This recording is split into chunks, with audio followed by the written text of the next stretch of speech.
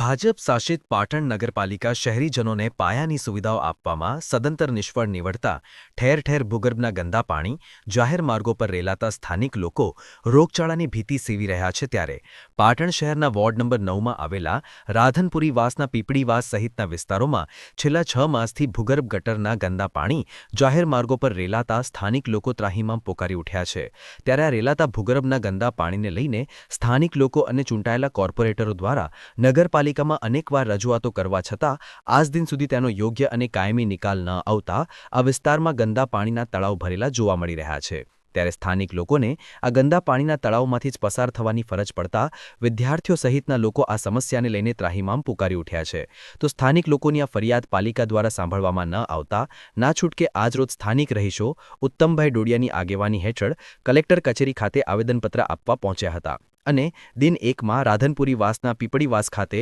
સતત 6 માસથી ભૂગર્ભના જાહેર માર્ગો પર રેલાતા ગંદા પાણીનો યોગ્ય અને કાયમી નિકાલ લાવવામાં નહીં આવે તો કલેક્ટર કચેરી ખાતે ગાંધી ચિંધ્યા માર્ગે આંદોલન કરવાની ચીમકી પણ ઉચ્ચારી હતી તો ઉત્તમભાઈ ડોડિયાએ જણાવ્યું હતું કે દેવીપૂજક સમાજ વર્ષોથી ભાજપની વિચારધારાથી જોડાયેલો હોવા છતાં તેઓ છેલ્લા 6 માસથી ભૂગર્ભના ગંદા પાણીનો ભોગ બની રહ્યા છે અને પાટણ નગરપાલિકાના શાસક પક્ષના જૂથવાદને લઈને રાધનપુરી વાસના પીપળીવાસના લોકો ભોગ બની રહ્યા છે જેથી આંતરિક જૂથવાદ છોડી લોકોની સુખાકારીના કામો કરવા પણ પાલિકા તંત્રના ચૂંટાયેલા કોર્પોરેટરોને આહવાન કર્યો હતો। આમાં 10 મહિનાથી આ ગટરો ઉભરાશે પણ કોઈ જ કાર્યવાહી કરતા નથી અને 2 થી 3 વાર અમે કલેક્ટર કચેરીએ ગયા તોય કોઈ આવતું નથી પછી આ કચેરીએ ગયા 10 થી 15 વાર લખીને મોકલ્યું તોય કોઈ આવતું નથી 10 મહિનાથી આ ગટરો ઉભરાય છે અને ગંદુ પાણી આવે છે કોઈ રોગચાળો છે પછી આ છોકરા બીમાર થાય ગંદકી તમારે કેટલી બધી ગંદકી છે પણ કોઈ જ અમારું સાંભળતા નથી તો પાણી અમે નથી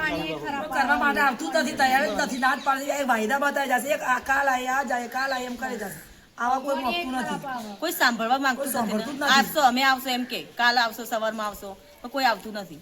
ના 10 મહિને છે એટલા હેરાન થઈ ગયું છે અમે છેલ્લા 3 મહિનાથી મોતીશા દરવાજા પીપળીવાસની અંદર ગટરોનું પાણી ઉભરાઈને લોકોના ઘરમાં પેસી ગયું છે જેની રજૂઆત 3 થી 4 વાર નગરપાલિકામાં કરી છે એક વાર કલેક્ટર કચેરીમાં કરી છે પણ આજ સુધી આ ગટરના પાણીનો નિકાલ કરવામાં આવતો નથી। અહીં છેલ્લા 30-35 વર્ષથી એક તરફી ભાજપના લોકો વોટ આપતા આવ્યા છે પણ ભાજપના એક પણ કાર્યકર કે કોર્પોરેટર અમારી સમસ્યાનો નિકાલ કરવા આજ દિન સુધી આવ્યા નથી। આ બાબતે નગરપાલિકા સદંતર નિષ્ફળ ગયેલી છે અને હાલમાં નગરપાલિકાની અંદર ભાજપના કોર્પોરેટરો અંદર રડી રહ્યા છે અને मनोजभाई કહે છે કે ઇધરબેન પ્રમુખ ચોર છે અને પ્રમુખ કહે છે મનોજભાઈ ચોર છે। આ બંને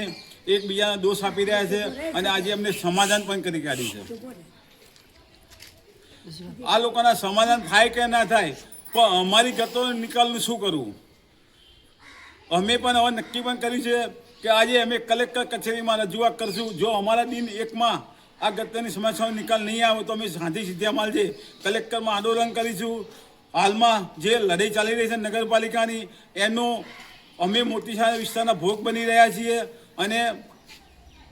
એક દાડાની અંદર આ ગટરનો નિકાલ કરવામાં નહીં આવે તો તમામ અમે કલેક્ટર કચેરી આગળ ભૂખ હડતાળ બેસી આનો નિકાલ લાવીશું।